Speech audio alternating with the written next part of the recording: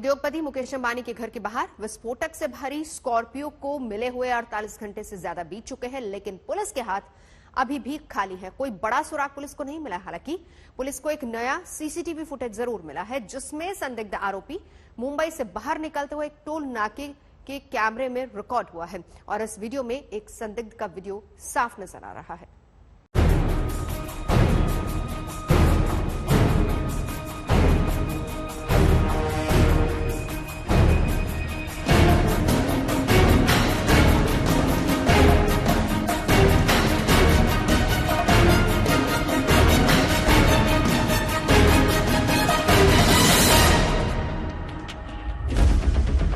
संदिग्ध Scorpio, gelatin की छड़े, धमकी भरी चिट्ठी और अब एक इनोवा कार।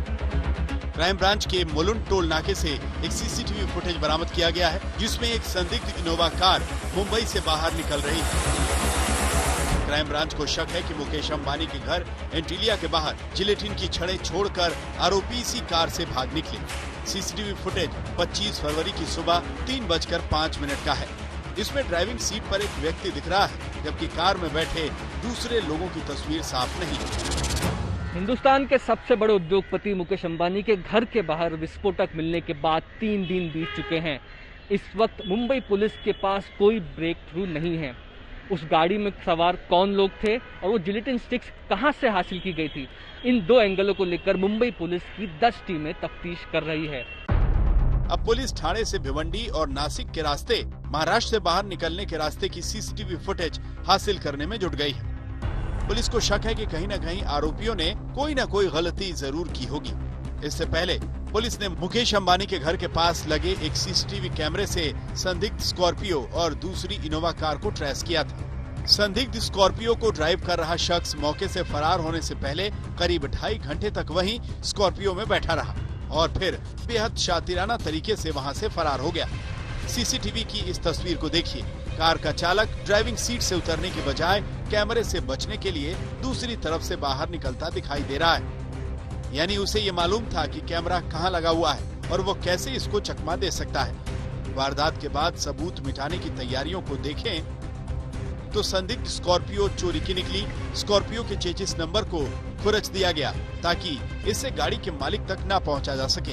यानी आरोपियों ने पूरी तैयारी की थी, रेकी की थी। वारदात के साथ साथ पुलिस को चकमा देने का फुल प्रूफ प्लान तैयार किया था। कार को चलाने वाला कौन था, उस शख्स की शिनाख्त भी की जा रही है। सीसीटीवी फुटेजेस में दिखा है वो शख्स, लेकिन क्योंकि मास्क था और हुडी पहने हुए थे, इस वजह से इस शख्स की अभी तक शिनाख्त नहीं हुई है। लेकिन वो सबसे बड़ा क्लू रहेगा इस पूरी जो कॉन्स्पिरेसी है उसको अनफोल्ड करने के लिए। संदिग्ध स्कॉर्पियो के पकड़े जाने के 48 घंटे बाद भी मुंबई पुलिस आरोपियों को दबोचने में कामयाब नहीं हो पाई। तमाम सबूत इशारा कर रहे हैं कि धमकी देने वाले संदिग्ध एक-एक कदम फूंक फूंक कर रख रहे हैं। यानी अब आरोपियों तक पहुंचना पुलिस के लिए बड़ी चुनौती होगी। सौरभ अख्तानिया के साथ मुस्तफा शेख, मुंबई आज तक। मुकेश अंबानी के घर के पास कार से मिली जिलेटिन की छड़ें बड़ी साजिश की ओर इशारा कर रही हैं, क्योंकि अगर इन छड़ों के जरिए धमाका किया जाता तो बड़ी तबाही हो सकती थी। जिलेटिन की इन छड़ों के तार नागपुर से भी जुड़ते हुए नजर आ रहे हैं। पुलिस का ये कहना है कि 2.5 किलो जिलेटिन में धमाका होता तो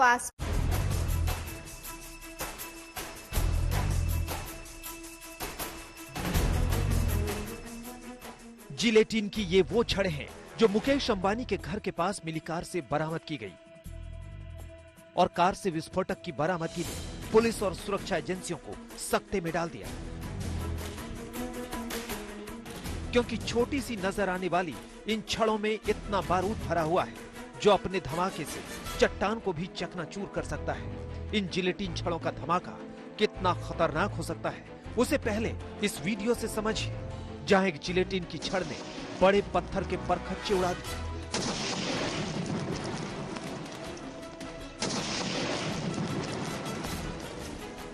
धमाके की इन तस्वीरों से समझिए कि अगर मुकेश अंबानी के घर के पास मिली जिलेटिन की छड़ों में ब्लास्ट होता तो ये कितनी तबाही मचा सकता था, क्योंकि संदिग्ध कार में एक नहीं बल्कि जिलेटिन की 20 छड़ें बरामद हुई हैं और ये पुलिस की चिंता बढ़ाने वाला है। एक्सपर्ट्स की अगर माने तो जितनी मात्रा में जिलेटिन पाई गई है उससे एक बड़ा धमाका हो सकता था। जिलेटिन्स का इस्तेमाल अक्सर नक्सली इलाकों में किया जाता है, लेकिन इस वक्त मुंबई में इसका पाए जाने से कई सवाल उठ रहे हैं। लेकिन क्योंकि बारकोडिंग नहीं थी उन जिलेटिन के साथ, इतनी आसानी से ये ढूंढ पाना कि किसने वो खरीदा था, ये मुश्किल लग रहा है। कार से मिली जिलेटिन की छड़ें मिलिट्री ग्रेड की नहीं है, यानी इनका कमर्शियल इस्तेमाल किया जाता है। आमतौर पर मकान निर्माण और खुदाई के दौरान इसका इस्तेमाल धमाके के लिए किया जाता है। जितने भी इंफ्रास्ट्रक्चर के काम है, जहां पर भी जैसे एक्सकेवेशन है, चाहे वो रोड, टनल, जितने भी क्वेरी, ये जितने भी काम है, चाहे वो बड़ी क्वेरी है या छोटी क्वेरी है, जहां पर भी आपको ब्लास्टिंग करना है तो उसके लिए एक्सप्लोजिव ये उसके लिए यूज होता है। जिलेटिन एक तरह का विस्फोटक है जो लिक्विड या ठोस फॉर्म में इस्तेमाल किया जाता है। हालांकि मुंबई में मिली जिलेटिन की इन छड़ों के साथ डेटोनेटर नहीं मिला है। जिलेटिन एक हाईली एक्सप्लोजिव सब्सटेंस है। ये जनरली माइनिंग इंडस्ट्री में पहाड़ों को उड़ाने के लिए काम आता है। इसी कारण इसमें विस्फोटक क्षमता बहुत अधिक होती है और 20 छड़ों में इतनी कैपेबिलिटी होती है कि वो आराम से कोई बिल्डिंग को नीचे धराशायी कर सके। दरअसल जिलेटिन स्टिक्स का इस्तेमाल डेटोनेटर के साथ होता है। सामान्य भाषा में इसे बमों का ट्रिगर भी कहते हैं, यानी जिलेटिन छड़ों में धमाके के लिए डेटोनेटर जरूरी है। इसका इस्तेमाल आतंकी और नक्सली संगठन भी धमाके के लिए करते हैं। जनरली जिलेटिन का यूज करते हैं। बहुत बार ये खासकर छत्तीसगढ़ और महाराष्ट्र में गढ़चिरौली में, आपको याद होगा 2019 में मई में 15 पुलिस वालों की गाड़ी उड़ाई गई थी जिसमें जिलेटिन का इस्तेमाल हुआ था। तो ये नक्सलियों का पसंदीदा एक्सप्लोजिव में से एक है। यही वजह है कि जिलेटिन की छड़ों का पूरा रिकॉर्ड भी रखा जाता है। जिस कंपनी की छड़ें मुकेश अंबानी के घर के पास कार से बरामद हुई है, अब उसका भी रिकॉर्ड खंगाला जा रहा है। कार में जिलेटिन स्टिक्स पाई गई थी जिससे एक बड़ा धमाका किया जा सकता है, ऐसा बताया जा रहा था। इसके साथ कुछ नंबर प्लेट्स मिली थी। वो नंबर प्लेट्स मैच करती हैं कुछ सिक्योरिटी के जो व्हीकल्स हैं मुकेश अंबानी के कॉन्वॉय में, उससे, और साथ ही साथ एक थ्रेट लेटर। ये सारी चीजों की तहकीकात इस वक्त मुंबई पुलिस कर रही है। धमकी और विस्फोटक वाली साजिश को लेकर मुंबई पुलिस बेहद गंभीर है। जांच के साथ साथ मुकेश अंबानी की सुरक्षा कड़ी कर दी गई है। साथ ही पुलिस जिलेटिन की इन छड़ों के जरिए रची गई खतरनाक साजिश का पर्दाफाश करने में जुटी है। सौरभ वक्तानिया के साथ साहिल जोशी, मुंबई आज तक। शुक्रवार और शनिवार की रात कोलकाता में एक गोदाम में रखे बीजेपी के चुनावी रथों को तोड़ा गया। बीजेपी का आरोप है कि टीएमसी के गुंडों ने न सिर्फ ये उत्पात मचाया बल्कि बीजेपी कार्यकर्ताओं के साथ मारपीट भी की। उत्तर 24 परगना में बीजेपी दफ्तर में तोड़फोड़ भी हुई और यहां भी आरोप सीधे सीधे टीएमसी पर है। हालांकि टीएमसी ने दोनों घटनाओं में अपने कार्यकर्ताओं के शामिल होने को सिरे से खारिज कर दिया है, लेकिन इन घटनाओं के जरिए एक बार फिर से बंगाल की हिंसा का मुद्दा जोर शोर से उठ रहा है।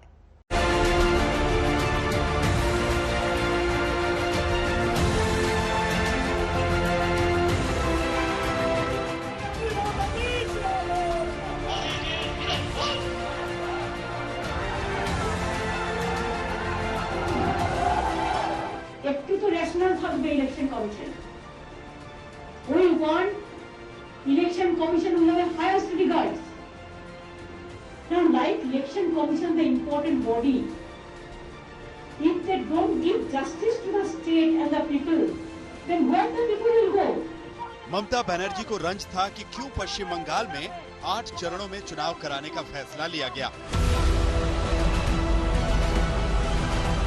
लेकिन चुनाव के ऐलान के कुछ घंटों के भीतर जब कोलकाता के काकपाड़ा गोदाम में रखे बीजेपी के प्रचार रथ तोड़े फोड़े गए तो बीजेपी के नेता इसे बंगाल की चौपट कानून व्यवस्था का सबूत बताते हुए ये कहने लगे कि चुनाव आयोग ने बड़ा सोच विचार कर इतने चरणों में चुनाव रखा है। इसका यही राजनीति है और दुर्भाग्य विषय यही राजनीति का कारण है कि पश्चिम बंगाल में 8 फेज में चुनाव कराना पड़ रहा है। दीदी जब सत्ता में आ रहे थे उस समय उसका मांग थे 8 फेज का चुनाव कराओ। 7-8 फेज बिना चुनाव के सीपीएम का साथ पुलिस का साथ हम लोग लड़ नहीं पाए, इसलिए उसी समय 6 फेज इलेक्शन हुआ। उस समय आज क्या हुआ, आज ये 6 फेज से 10 साल के बाद 8 फेज में आ गया। इसका कारण यह है सीपीआईएम का जो रवैया था उस समय पुलिस और सीपीआई का जो एटीट्यूड था उन लोगों को टोटल एडमिनिस्ट्रेशन जो हुआ था आज वही है। लॉ एंड ऑर्डर हालत की वजह से 8 केस हो रहा है और क्या है। शुक्रवार रात को जब ये घटना हुई तो सामने आई सीसीटीवी फुटेज में दो पक्षों के बीच बहस होती दिख रही। रात के हंगामे के बाद से बीजेपी इसे टीएमसी के खिलाफ एक और मुद्दा बनाने में जुटी है। इन प्रचार वाहनों से बीजेपी परिवर्तन रथ यात्राएं निकाल रही है। यही वो व्हीकल्स हैं जिन पर कल रात को बीजेपी का कहना है कि वहां पे पथराव हुआ है, तोड़फोड़ की गई है, एलईडी स्क्रीन तोड़े गए हैं, जो विंड स्क्रीन है उसको भी तोड़ा गया है। क्या हुआ था बताइए। दादा जो हुआ तो आप लोग देखा है, लेकिन इतना बुरा हुआ। देखिए वहाँ जो मीडिया ये है, मतलब जो हमने शीशा है, उसका बाद मेटल है, उसको भी कैसे तोड़ा हुआ, एक बार हम बोलूँ आप जाके देख लीजिए सर, कैसे देखिए। चलिए हम लोग रथ के अंदर आ गए हैं। ये वो रथ देख सकते हैं बनाया गया है, और यहाँ पे यहाँ के जो बीजेपी के कार्यकर्ता हैं जो रात में थे, वो लोग ये दिखा रहे हैं कि रथ के अंदर भी किस तरह से तोड़फोड़ की गई है। चुनाव के ऐलान के बाद उत्तर 24 परगना के बड़ा नगर में बीजेपी दफ्तर में भी तोड़फोड़ हुई। तोड़फोड़ के दौरान बीजेपी और टीएमसी कार्यकर्ता सिकत पॉल को रंगे हाथ पकड़ने का दावा किया गया है, उसे पुलिस के हवाले किया गया। टीएमसी कोलकाता से लेकर उत्तर 24 परगना की घटनाओं में अपने कार्यकर्ताओं के शामिल होने के आरोपों को न सिर्फ झूठा बता रही है, बल्कि इन्हें छोटी मोटी घटनाएं कहकर नजरअंदाज भी कर रही है। अब एक तो छोटा सा घटना बोल रहे हैं, हम ये सब तोड़फोड़ का राजनीति पसंद नहीं करते हैं। कहीं हो गया, लोग कर्मी लोग नाराज थे इसलिए कर दिया। उनको कहना कि लॉ एंड ऑर्डर सिचुएशन बहुत, ये कोई तोड़फोड़ कोई मरा है थोड़ी। उनको क्या कहना है, बार बार वो सवाल मुझे मत पूछिए। उनको जो कहना है कहने दीजिए, हम लोग अपना जवाब देंगे। रथ के नाम पर इन्होंने जो प्रोपेगेंडा करने का प्रयास किया था, जब उन्हें नहीं मिला, रथ से उन्हें जब प्रचार नहीं मिला, तो रथ को तोड़फोड़ करवा के प्रचार लेने का प्रयास कर रहे हैं। ये बहुत ओछी राजनीति है। बंगाल की जनता इसे समझ, हमें क्या जरूरत है। और पहले तो हम इसे रथ नहीं कहते, रथ में तो देवता होते हैं। ये लोग जो लोग घूम रहे हैं, देवता है क्या? ये लोग देवता है क्या? इस चुनाव में टीएमसी के सामने बार बार राजनीतिक हिंसा के सवाल आ रहे हैं। माहौल वैसा ही बनता जा रहा है जैसा 2011 में टीएमसी ने लेफ्ट के खिलाफ बनाया था। 130 से ज्यादा भारतीय जनता पार्टी के कार्यकर्ता मारे गए। ये ममता दीदी चाहती है, वो मानती है कि किसी को मार देने से भारतीय जनता पार्टी रुक जाएगी। मैं उनको आज कहने आया हूं कि ममता दीदी, तृणमूल के गुंडों ने हमारे 130 कार्यकर्ताओं को मार डाला है, उनकी शहादत व्यर्थ नहीं जाएगी। वैसे राजनीतिक हिंसा में टीएमसी के कार्यकर्ता भी मारे गए और घायल हुए। हाल ही में टीएमसी के मंत्री जाकिर हुसैन पर बम से हमला हुआ था, लेकिन इसी माहौल को निष्पक्ष चुनाव के खिलाफ बताकर बीजेपी से लेकर कांग्रेस ने ज्यादा से ज्यादा चरणों में चुनाव कराने की मांग की थी। इतने चरणों में हो गए, इसमें हमें कोई लेना देना नहीं है। हमारे बस एक ही मकसद ये है कि हर हालात में इस चुनाव शांतिपूर्ण तरीके से निर्वाह करना चाहिए, जैसे कि हर आम वोटर वो बिना डर, बिना शंका, बिना भयभीत इस चुनाव में भाग ले सके। बस यही हमारा मकसद है। बंगाल में टीएमसी को कटघरे में खड़ा कर खराब माहौल का दावा विपक्षी दल कर रहे हैं। 2019 लोकसभा चुनाव में बड़े पैमाने पर केंद्रीय बलों की तैनाती के बीच चुनावी हिंसा में 3 मौतें हुई थी, लेकिन 350 से ज्यादा हिंसा की घटनाएं रिकॉर्ड की गई थी। 2014 के लोकसभा चुनाव के दौरान 44% राजनीतिक मौतें पश्चिम बंगाल में हुई थी। 2018 के पंचायत चुनाव और 2016 के विधानसभा चुनाव में भी हिंसा का बोलबाला रहा था। और एक बार फिर चुनावी बिगुल बजते ही आई हिंसा की तस्वीरों के बाद बीजेपी आक्रामक है। पार्टी ने चुनाव आयोग से मिलकर पूरी राज्य मशीनरी पर सवाल उठा दिए हैं। मैं समझता हूं कि उन्होंने चुनाव आयोग को चुनौती दी है कि आप भले कितने भी चरण में चुनाव कराओ, कितने भी फोर्स भेज दो, किंतु हमारी गुंडागिर्दी चालू रहेगी। मैं समझता हूं उसको चुनाव आयोग को भी गंभीरता से लेना चाहिए।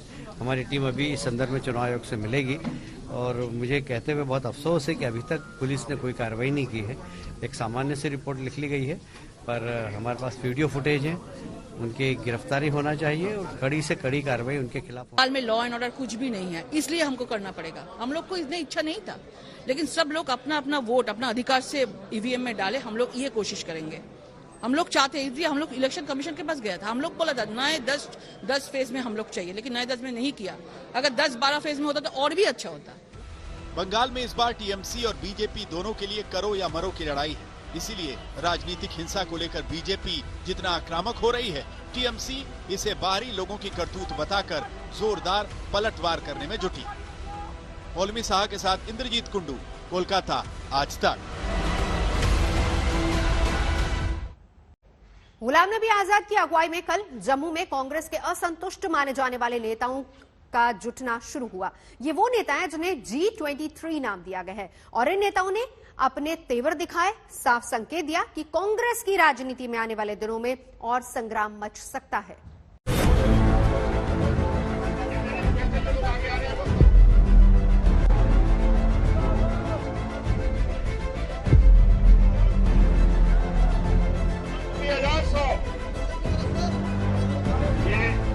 पगड़ी से उनको सम्मानित किया जा रहा है। प्रधानमंत्री नरेंद्र मोदी ने कांग्रेस के जिन नेताओं को G23 नाम दिया है, उनका ये शक्ति प्रदर्शन कहिए या कुछ और, लेकिन उनकी बात दूर तलक जा रही है। सद्भावना की धरती रही है। गुलाम नबी आजाद के बुलावे पर जब आनंद शर्मा, कपिल सिब्बल, भूपेंद्र सिंह हुड्डा, मनीष तिवारी, राज बब्बर, विवेक तनखा जम्मू की रैली में आए तो उनके दिल की बात छिपाए भी ना छिपी। हम में से कोई ऊपर से नहीं आया, खिड़की रोशनदान से नहीं आया, दरवाजे से आए हैं, चल के आए हैं, छात्र आंदोलन से आए हैं, युवक आंदोलन से आए हैं। यह अधिकार मैंने किसी को नहीं दिया कि मेरे जीवन में कोई बताए कि हम कांग्रेसी हैं या नहीं हैं। यह हक किसी का नहीं है। हम बता सकते हैं कांग्रेस क्या है, हम बनाएंगे कांग्रेस, मजबूत करेंगे कांग्रेस को। कांग्रेस के इन नेताओं का नामकरण G23 इसलिए पड़ा क्योंकि पिछले साल कांग्रेस संगठन के काम करने के रवैये में बदलाव के लिए उन्होंने पार्टी अध्यक्ष सोनिया गांधी को चिट्ठी लिखी थी। कांग्रेस ने खुलकर तो कभी नहीं कहा, लेकिन इस चिट्ठी को नेतृत्व पचा भी नहीं पाया। ये नेता गांधी परिवार के साथ अपनी आस्था तो दिखाते हैं, लेकिन उनके सामने अपनी बात कहने भी लगे। इसी हफ्ते जब राहुल गांधी के बयान से ऐसा लगा कि वो उत्तर भारतीयों में राजनीतिक मुद्दों की समझ ना होने की बात कह रहे हैं, तो आनंद शर्मा और कपिल सिब्बल खुलकर सामने आए थे। हर मतदाता जहां भी वो होगा, वो समझदार मतदाता है, उसको मालूम है कि किसको वोट देना है, क्यों वोट देना है, किस राजनीतिक दल को वोट देना है, किस प्रत्याशी को वोट देना है। मतदाता को सब समझ है, चाहे वो साउथ का हो, चाहे वो नॉर्थ का हो। जम्मू में गुलाम नबी आजाद के मंच पर जमावड़ा तो उनके एनजीओ गांधी ग्लोबल फैमिली के नाम पर हुआ, लेकिन गुलाम नबी के साथ खड़े दिखने की और उन्हें राज्यसभा में दोबारा लाने की आवाज मंच से उठी। खुद गुलाम नबी आजाद बोले कि मैं रिटायर नहीं हूँ। इस कार्यक्रम में शामिल होने वाले कांग्रेस के G23 के नेताओं ने साफ तौर पर राहुल और सोनिया गांधी को कड़ा संदेश भेज दिया। G23 के नेताओं ने साफ तौर पर कहा कि कांग्रेस पार्टी की हालत इस समय काफी ज्यादा खराब है और कांग्रेस पार्टी के नेतृत्व को कुछ कड़े कदम उठाने होंगे और तभी ही कांग्रेस पार्टी में बदलाव आ सकता है और कांग्रेस पार्टी एक बार फिर राजनीति की दौड़ में आ सकती है। परिवार के सदस्य की चिंता करें। 9 फरवरी को राज्यसभा में गुलाम नबी आजाद की पारी खत्म होने के वक्त खुद प्रधानमंत्री मोदी ने कहा था कि मैं उन्हें रिटायर नहीं होने दूंगा।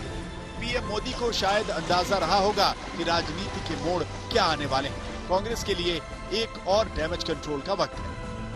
ये सभी हमारे कांग्रेस परिवार का एक अभिन्न हिस्सा है। हम सबकी इज्जत करते हैं और जो कुछ मैं कह रहा हूं बहुत आदरपूर्वक इसलिए कह रहा हूं। मैं समझता हूं कांग्रेस पार्टी समझती है